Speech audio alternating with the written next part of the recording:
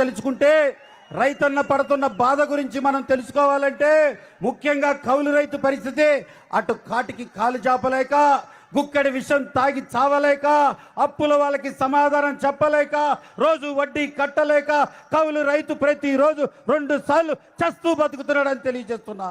ఒక్క నిమిషం కౌలు రైతు కథ చెప్పాలంటే రేయనక పగలనక ఎండనక వాననక వాగనక వరదనక ముల్లనక ముప్పనక రాయనక రప్పనక దుమ్మనక దుప్పనక పురుగనక పామనక కోడి కూత కుయ్యగానే నాగలెత్తి పొలం చేరి డబ్బు లేక అప్పు చేసి ఆరుగాలం కష్టపడి పండించిన ధాన్యాన్ని బస్తకట్టి బండికెత్తి తీసుకెళ్లి ఆర్బీకే చేతిలో పెడితే, ఈ రాబందుల చేతిలో పెడితే, ఈ దుర్మార్గపు జగన్ పాలకుల చేతిలో ధాన్యం పెడితే తేమ శాతం తేడా శాతం ఆన్లైన్ ఆఫ్లైన్ అని చెప్పి నూకొచ్చింది ములకొచ్చిందని కుంటి సాకులు చెప్పి రైతు చివరి రక్తం పొట్టు వరకు కూడా తాగేస్తున్న ఈ దుర్మార్గపు పాలకులకి ఒక్క క్షణం కూడా అధికారంలో ఉండే హక్కు లేదు అని మీ అందరికీ తెలియజేస్తూ ఈరోజు ఈ రాష్ట్ర ముఖ్యమంత్రి తాత్కాలిక ముఖ్యమంత్రి ఏలు ఇలా చూపిస్తూ సిద్ధం అంటున్నాడు.